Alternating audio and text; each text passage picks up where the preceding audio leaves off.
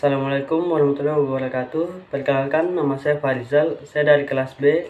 Di sini saya akan menjelaskan tentang EYD atau ejaan yang disempurnakan. Ejaan merupakan kaidah yang harus dipatuhi oleh pemakai bahasa demi keteraturan dan keseragaman bentuk, terutama dalam bahasa tulis. Keteraturan bentuk akan berimplikasi pada ketepatan dan kejelasan makna. Ejaan yang disempurnakan adalah ejaan bahasa Indonesia yang berlaku sejak tahun 1972. Ejaan ini menggantikan ejaan sebelumnya. Baik, kita akan lanjut ke ejaan bahasa Indonesia atau sejarah. Berdasarkan sejarah perkembangan ejaan, sudah mengalami perubahan sistem ejaan, yaitu yang pertama, ejaan Van Opshen, yang kedua, ejaan Suwandi, dan yang ketiga, ejaan Melindo atau Melayu Indonesia, dan yang keempat adalah ejaan yang disempurnakan atau EYD. Ruang lingkup ejaan yang disempurnakan atau EYD. Ruang lingkup EYD mencangkup 5 aspek. Yang pertama, pemakaian huruf, kedua, penulisan huruf, ketiga, pemakaian kata atau penulisan kata, yang keempat, penulisan unsur, dan yang kelima, pemakaian tanda baca.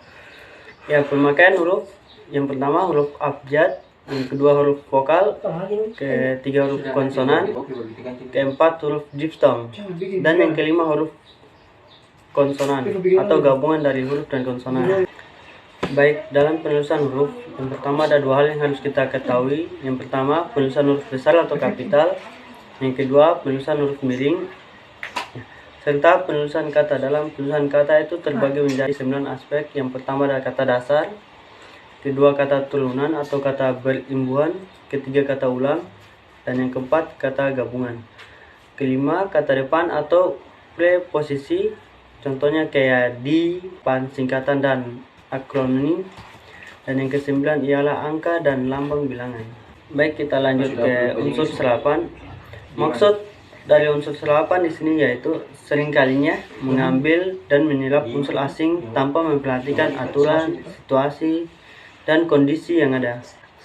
Berdasarkan taraf integritasi, unsur serapan dalam bahasa Indonesia dikelompokkan dua bagian, yaitu satu secara adopsi dan yang kedua secara adaptasi. Ya, dalam pemakaian tanda baca, baik, kita lanjut di pemakaian tanda baca. Pemakaian tanda baca di sini meliputi yang pertama tanda titik, yang kedua tanda koma, yang ketiga ada tanda titik tanya, keempat tanda seru, kelima tanda titik koma, keenam tanda titik dua, ketujuh tanda titik elipsis, kedelapan tanda garis miring, kesembilan tanda penyingkat atau apostrof, yang kesepuluh tanda petik tunggal, dan yang ke-11 tanda petik. Saya juga akan menjelaskan tentang fungsi utama EYD. Fungsi utama EYD, penggunaan EYD adalah sebagai alat pemersatu dan menjadi tolak ukur bagi benar tidaknya pemakaian bahasa seseorang atau sekelompok orang.